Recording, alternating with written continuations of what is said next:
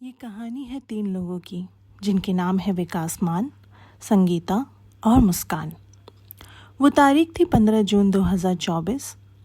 15 जून 2024 को बीकानेर के जय नारायण व्यास कॉलोनी के गरिस्तर के अंडरपास में एक आदमी जो कूड़ा कचरा बीनने का काम करता था, वह हर रोज़ की तरह कचरा बीनने के लिए वहाँ जाता है। जब वो कचरा बीनना शुरू करता है तो उसे कचरे के ढेर में एक सर और हाथ कटी हुई लाश मिलती है, जिसे देखकर उस आदमी के हाथ पांव कांपने लगते हैं और वो वहाँ से गुजर रहे लोगों को उस लाश के बारे में बताता है। फिर बीकानेर पुलिस को इन्फॉर्म किया जाता है। पुलिस आती है और बॉडी को पोस्टमार्टम के लिए भेज दिया जाता है। फॉरेंसिक टीम भी मौके पर पहुंच जाती है और सबूत जुटाने की कोशिश करती है। पुलिस को लगता है कि इसकी हत्या कहीं और की गई है और यहाँ लाकर इसकी बॉडी को डंप किया गया है। पुलिस आसपास लगे सीसीटीवी कैमरेस को चेक करती है तो वहाँ से एक गाड़ी थोड़ी सी सस्पेक्टफुल नज़र आती है। पुलिस अंधेरे में तीर चलाती है और उस गाड़ी की डिटेल्स निकलवाती है।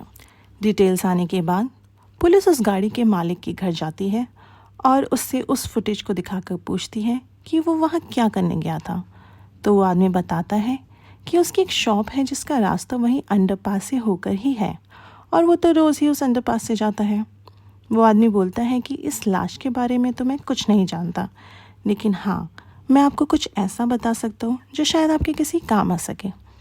वो बताता है कि कल जब वो वहाँ से अंडरपास से जा रहा था तब वहाँ एक आदमी और एक औरत को उसने देखा। जब उसकी कार ने अंडरपास में एंट्री की तब उन दोनों ने मिलकर वहाँ कुछ फेंका, मगर वो देख नहीं पाया कि उन लोगों ने क्या फेंका। मगर वो लोग मुझे देखकर एकदम से घबरा गए थे और जल्दी से अपनी कार में आकर बैठ गए थे। वो काफ़ी नर्वस दिख रहे थे। वो पुलिस से बोला कि शायद आपको उनसे कुछ पता चल सके इस लाश के बारे में। तो पुलिस ने उससे पूछा कि क्या तुम बता सकते हो कि उस कार का नंबर क्या था। तो वो आदमी बोला कि सर, नंबर तो मैं नहीं देख पाया, मगर वो एक नीले कलर की स्विफ्ट कार थी, बस इससे ज़्यादा उसे कुछ नहीं पता। पुलिस वाले सोच में पड़ गए कि हमसे कैसे मिस हो गई ये नीले कलर की स्विफ्ट कार। पुलिस ने दोबारा सीसीटीवी कैमरास चेक किए तो देखा कि एक नीले कलर की स्विफ्ट कार उस अंडरपास में जाती है और बाहर वो कुछ देर बाद निकलती है।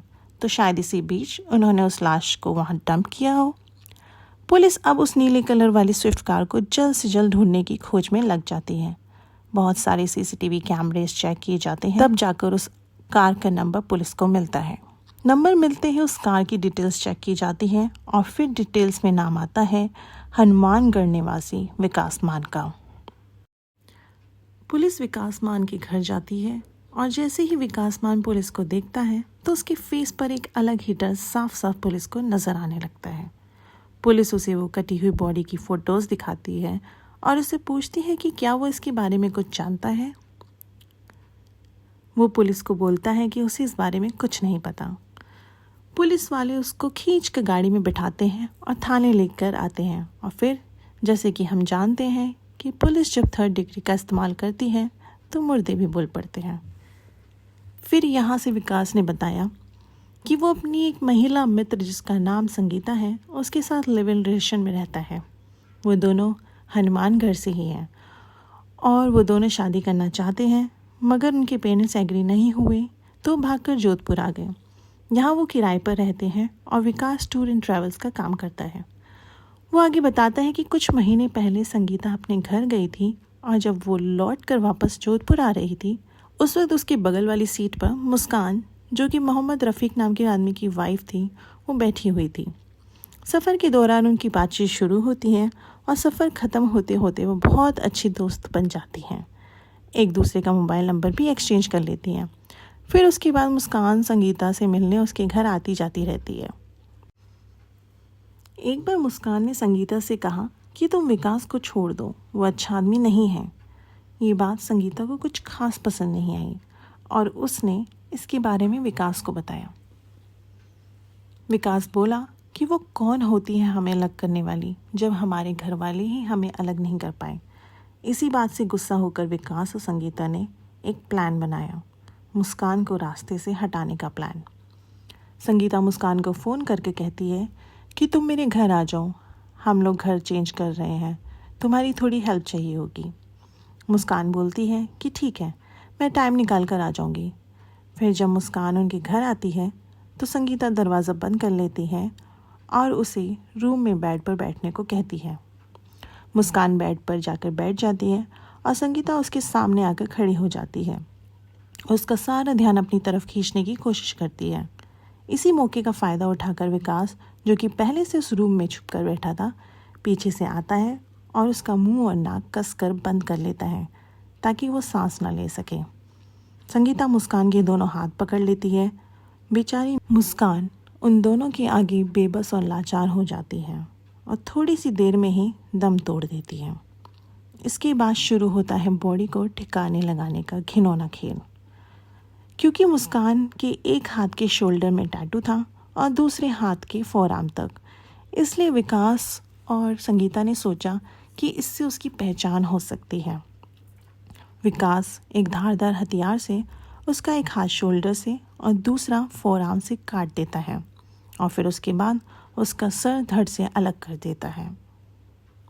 इसके बाद पुलिस विकास से पूछती है कि बॉडी तो उन्हें मिल गई है, मगर वो कटे हुए बॉडी पार्ट्स अभी तक नहीं मिले, तो वो कहाँ है। फिर विकास आगे बताता है कि मुस्कान की हत्या और उसके शरीर के टुकड़े करने के बाद उसने वो हाथ और सर को एक बोरी में बंद किया और उस बोरी को ऐसे ही एक पॉलीथीन टाइप कवर में करके गाड़ी में डाल दिया। फिर संगीता और विकास उन बॉडी पार्ट्स को और बॉडी को ठिकाने लगाने के लिए निकल पड़ते हैं, जहाँ वो बॉडी को बीकानेर के जय नारायण व्यास कॉलोनी की गढ़ीसर के अंडरपास में डंप करते हैं और कटे हुए बॉडी पार्ट्स को जोधपुर की शास्त्री बस्ती में नाले में फेंक देते हैं और फिर वहाँ से लौटकर अपने घर आ जाते हैं और फिर एक नॉर्मल लाइफ जीना शुरू कर देते हैं, ये सोचकर कि अब उन्हें पुलिस कभी नहीं पकड़ पाएगी। मगर अफसोस, जुर्म की दुनिया बहुत छोटी सी होती है, जिसके दलदल में अगर आप एक बार फंस गए तो बच पाना नामुमकिन ही होता है। तो इस तरह से अंत होता है इस भयानक क्राइम स्टोरी का, जहाँ पर एक दोस्त की कही हुई छोटी सी बात का कारण बन जाती है। ऐसी ही और क्राइम स्टोरीज़ के बारे में जानने के लिए सब्सक्राइब करें हमारा चैनल और मैं जल्द ही मिलती हूँ आपको एक नई स्टोरी के साथ। तब तक अपने और अपने परिवार का ख्याल रखें। Thanks for watching. Bye bye.